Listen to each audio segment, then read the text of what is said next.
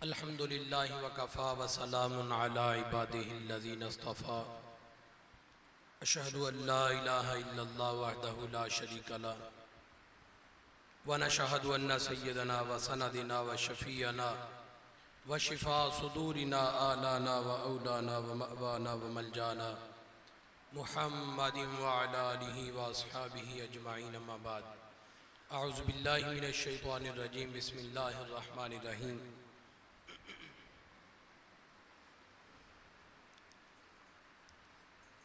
हज़रात ज़ी वक़ार,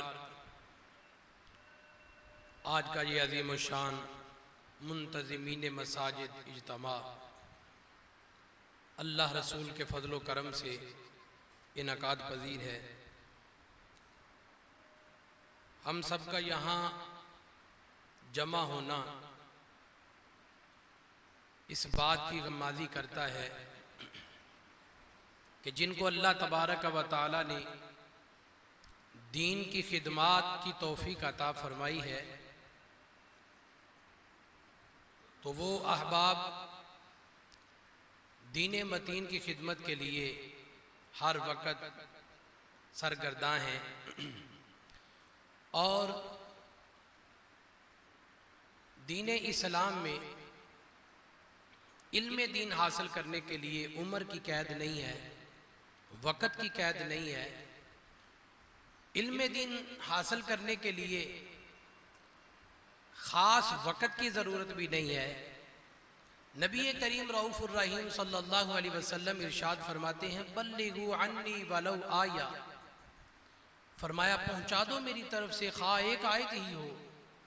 तो इसमें रसूल दो आलम नबी मुकर्रम सल्लल्लाहु अलैहि वसल्लम ने उम्र की कैद नहीं लगाई कि जो बड़ा है वही ये काम कर सकता है, जो बुजुर्ग है वही ये काम कर सकता है, या जिसकी अभी दाढ़ी शरीफ जाहिर हो रही है बस वही काम कर सकता है और कोई नहीं कर सकता।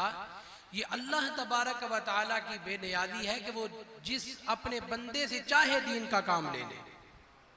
तो ये खुश नसीब लोग हैं जो दीन मतीन की खिदमत पर मामूर हैं। किसी के ज़िम्मे अल्लाह तबारक व तआला ने मसाजिद की खिदमत लगा दी है, किसी के ज़िम्मे मुसल्ला इमामत पे खड़ा होना लगा दिया है, किसी के ज़िम्मे मिंबर रसूल पर खड़ा होना लगा दिया है, और किसी के ज़िम्मे ये लगा दिया है कि ऐ मेरे बंदे ये मेरा घर है, तूने इसके साथ ताउन किया करना है। ये अल्लाह ताला की कुदरतों का इजहार है। वो अपने बंदे को जो चाहे ड्यूटी अता फरमा दे। तो बात यह है कि अब अल्लाह ताला की बारगाह में हमें दुआ ये करनी चाहिए कि ऐ अल्लाह तेरे फजल से, तेरे करम से तूने अपने कर्म और फजल से हम गुनाहगारों की ये ड्यूटी तो लगा दी कि हम तेरे दीन की खिदमत करें। कोई मस्जिद की खिदमत की सूरत में करे, कोई इमामत की सूरत में करे, कोई खताबत की सूरत में करे, कोई ताउन की सूरत में करे। तो दुआ ये करनी चाहिए कि मेरे मौला हमें इखलास की दौलत भी अता फरमा दे, हमें इखलास की दौलत भी अता फरमा दे। याद रखिए, मस्जिद की खिदमत करना कोई मामूली बात नहीं है। सरकार दो आलम सल्लल्लाहु अलैहि वसल्लम ने जब मस्जिद नबवी के लिए जगह खरीदी, सहाबा इकराम से फरमाया कि यहाँ हमने मस्जिद बनानी है, इसके लिए जगह खरीदो। तो वो जो जहां आज मस्जिद नबवी जलवागर है, फैज़ो अनवार की जो तजल्लियात वहां बरस रही हैं, जिस जगह पर ये जगह दो यतीम भाइयों की थी। नबी करीम रऊफ़ुर रहीम सल्लल्लाहु अलैहि वसल्लम ने जब मस्जिद के लिए इजहार फरमाया तो वो दोनों यतीम भाई मुसलमान हो चुके थे, हुजूर अलैहिस्सलाम की गुलामी में आ चुके थे। तो सरकार दो आलम नूरे मुजस्सम सल्लल्लाहु अलैहि वसल्लम ने जब इजहार फरमाया मस्जिद के लिए, मस्जिद की जगह के लिए, तो उन दोनों भाइयों ने फ्री देने की ऑफर की कि हम ये अपनी जगह अल्लाह के नाम पर पेश करते हैं। मगर कुर्बान जाऊं मदीने के ताजदार सल्लल्लाहु अलैहि वसल्लम पर, हुजूर अलैहिस्सलाम ने ये नहीं देखा कि ये छोटे छोटे यतीम बच्चे हैं, कोई ऐसी बात नहीं, छोटे बच्चों की कौन सी बात होती है, अभी इनकी उम्र बड़ी पड़ी है, ये मेहनत करके और जगह हासिल कर लेंगे। कुर्बान जाऊं हुजूर अलैहिस्सलाम की शान तो ये शान है, हुजूर ताजदार दो आलम सल्लल्लाहु अलैहि वसल्लम यतीमों के लिए सहारा बनकर तशरीफ लाए। हुजूर अलैहिस्सलाम ने इरशाद फरमाया कि ये जगह हम फ्री नहीं लेंगे, इसकी कीमत अदा करनी है। तो कुर्बान जाऊं नबी करीम सल्लल्लाहु अलैहि वसल्लम ने जब इसकी कीमत अदा करने का इरादा किया तो सहाबा इकराम अलैहिम रिदवान ने उस मकाम की, उस जगह की कीमत अदा फरमा। तो अब पता चला कि रसूल पाक अलैहिस्सलाम मस्जिद के मुंतज़िमीन में से सबके सरदार हैं। हजूर अलैहिस्सलाम मसाजिद की जो इंतजामिया है हजूर उनके भी सरदार हैं, मसाजिद की खिदमत के हवाला से। तो नबी करीम सल्लल्लाहु अलैहि वसल्लम ने जब सहाबा इकराम ने हजूर के कहने पर जगह खरीद ली, अब किताबों में लिखा है मस्जिद की तामीर का सिलसिला शुरू हुआ। तो नबी करीम सल्लल्लाहु अलैहि वसल्लम ने जब मस्जिद की तामीर का सिलसिला शुरू किया तो ये नहीं फरमाया कि अबू बकर तुमने ये काम करना है, ए उमर तुमने ये काम करना है, ए उस्मान तुम्हारे जिम्मे फुला काम है, ए अली तुम्हारे जिम्मे फुला काम है। ये नहीं, किताबों में आता है जब मस्जिद की तामीर का सिलसिला शुरू हुआ तो खुद नबी पाक मस्जिद के मजदूरों में शामिल हो गए। हजूर अलैहिस्सलाम मस्जिद की मजदूरी तामीर में हजूर अलैहिस्सलाम खुद शामिल हो गए।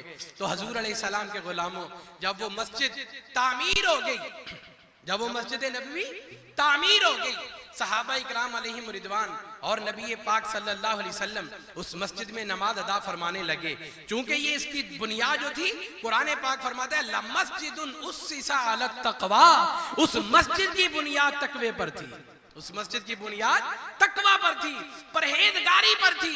तो जब वो मस्जिद पाया तकमील को पहुंची तो अल्लाह ने उस मस्जिद को ये शान अता फरमाया कि उस मस्जिद की इमामत फरमाने वाले ताजदार अंबिया थे।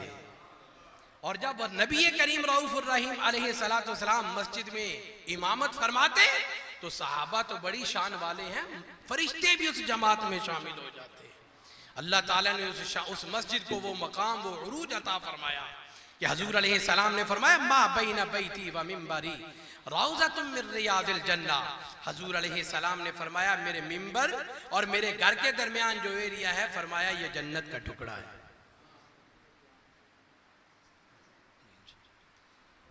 तो हजरात दी वकार नबी करीम सल्लल्लाहु अलैहि वसल्लम ने इस मस्जिद को तामीर फरमाया तो पता चला हजूर मस्जिद के मुंतज़िमीन के भी सरदार हैं और मसाजिद की खिदमत करने वालों के भी हजूर सरदार हैं। तो हजरात दी वकार अब वो मस्जिद बन गई, तो अब उस मस्जिद में क्या होता है, उस मस्जिद में कभी अल्लाह का जिक्र हो रहा है।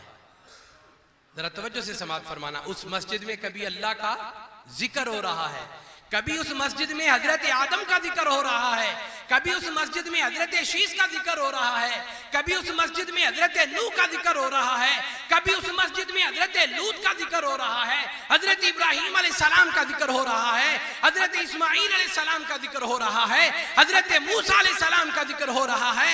उसी मस्जिद में कभी हजरत ईसा अलैहिस्सलाम का जिक्र हो रहा है और उसी मस्जिद में कभी हजरत उवैस करनी का जिक्र हो रहा है।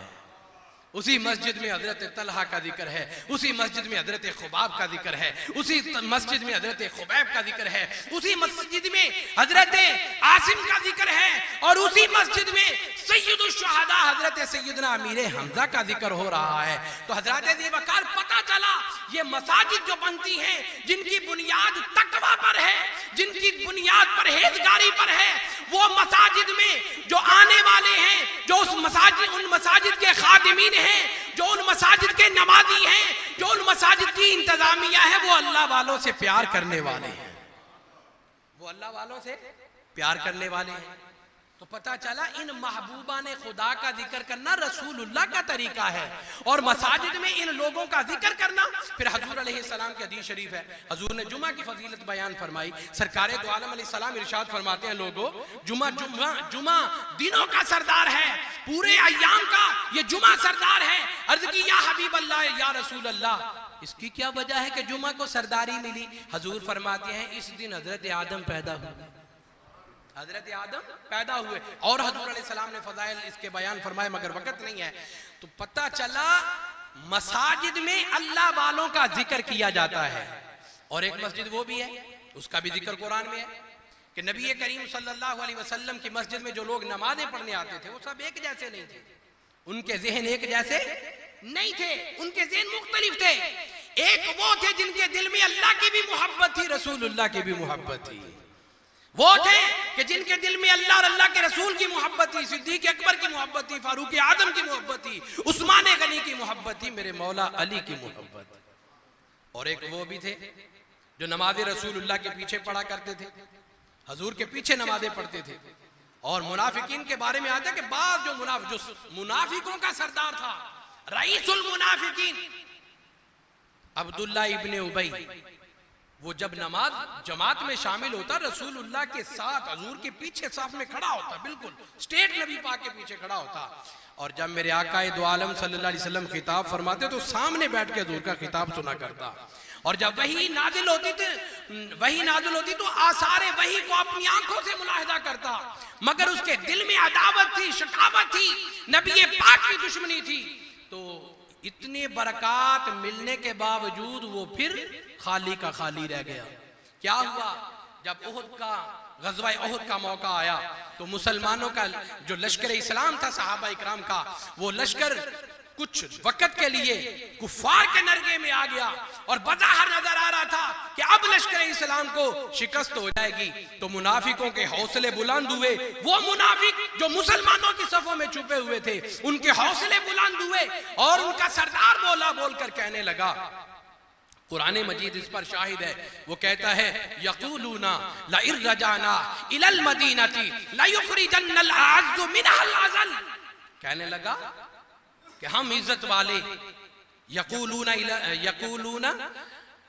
लइन रजाना इलल मदीना, कहने लगा जब हम लौटकर मदीना जाएंगे, शहर मदीना में जब हम दोबारा जाएंगे, लयुखरिजन्नल अअज़्ज़ु, हम इज्जत वाले इनको निकाल देंगे।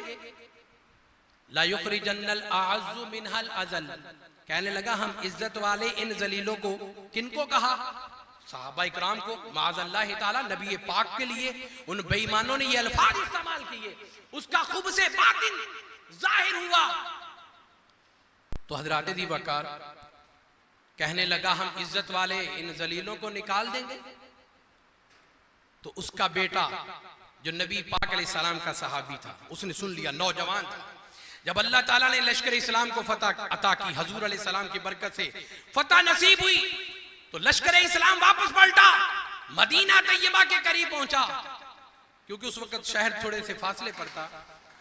तो लश्कर इस्लाम जब मदीना पाक के करीब पहुंचा तो उसका बेटा तलवार लेकर लश्कर से आगे निकल आया और हजूर अलैहिस्सलाम की बारगाह में अर्ज करने लगा, हजूर लश्कर इस्लाम से फरमाइए यहां रुक जाए, मैंने एक बात करनी है। तलवार ले ली, हाथ में तलवार है, नंगी तलवार पकड़ के खड़ा है और लश्कर इस्लाम के सामने खड़ा है। हजूर की बारगाह में जब इस्तदा की तो आका ने कबूल फरमाया और लश्कर इस्लाम को रोका। अब वो बोला, जो अब्दुल्ला इब्ने उबई का बेटा था, सहाबी रसूल था, अपने बाप का नाम लेकर कहने लगा, ए अब्दुल्ला इब्ने उबई बाहर आ जा। जब बेटे ने नाम लिया बाप का, तो बाप के तो पांव के नीचे से जमीन निकल गई और बेटे के हाथ में नंगी तलवार है। बाप का नाम लेकर कह रहा है, अब्बा जी या अब्बा हजूर नहीं उसने कहा है अब्दुल्ला इब्ने उबई लश्कर इस्लाम से बाहर आ। बाहर आ गया, बाप बाहर आ गया, बेटे की तरफ देख रहा है गौर से। अब बेटा क्या कहता है? कहने लगा, जिहाद के दौरान तूने जो अल्फाज इस्तेमाल किए हैं वो मैंने सुने हैं।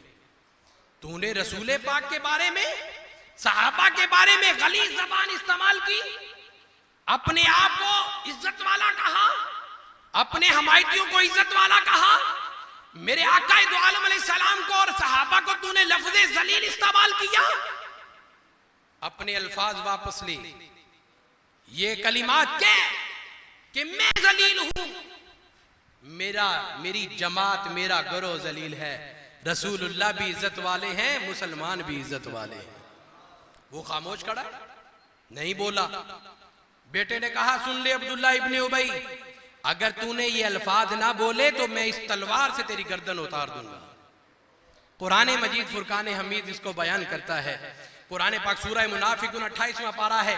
अल्लाह फरमाते हैं, वलिल्लाहिल इज्जतु वलि रसूलिही वलिल मुमिनीना वलाकिन्नल मुनाफिकीना ला यअलमून। फरमाया इज्जत अल्लाह ताला के लिए है, इज्जत रसूलुल्लाह के लिए है, इज्जत ईमान वालों के लिए है, मोमिनों के लिए है, नबी करीम अलैहिस्सलाम के गुलामों के लिए इज्जत है। वलाकिन्नल मुनाफिकीना ला यअलमून। फरमाया और मुनाफिक ये बात नहीं जानते, उनके इल्म में ये बात नहीं है। तो पता चला मुनाफिक जो हैं वो इन बातों से नावाकिफ हैं कि मसाजिद में क्या होना चाहिए। हाँ जी, अल्लाह और अल्लाह के रसूल से कैसी मोहब्बत रखनी चाहिए।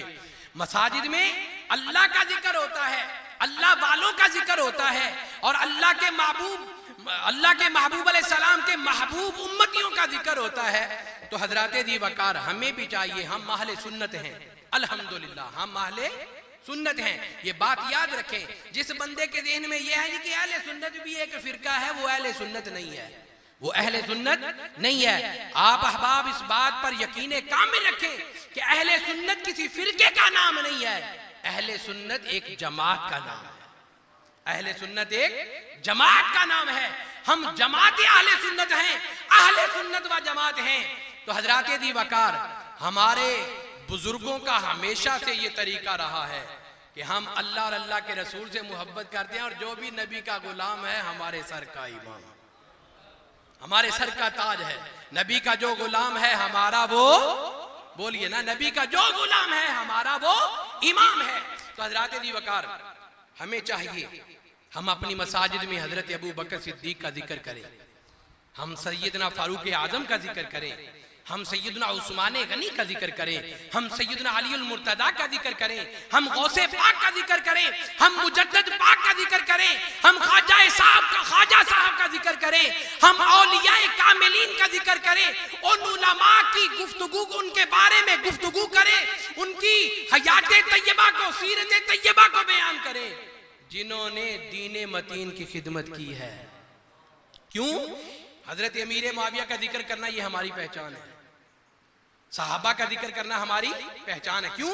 ये तमाम हमारे हैं। हजरत अमीर मुआविया भी हमारे हैं, याद रखिए, सहाबा भी हमारे, अमीर मुआविया भी हमारे, अबू सुफियान भी हमारे, अबू जर गफ्फारी भी हमारे, गौसे पाक भी हमारे, हसनैन करीमैन भी हमारे, मौला अली भी हमारे, और हजरत दी वकार जितने भी अल्लाह के वली हैं वो सब हमारे हैं।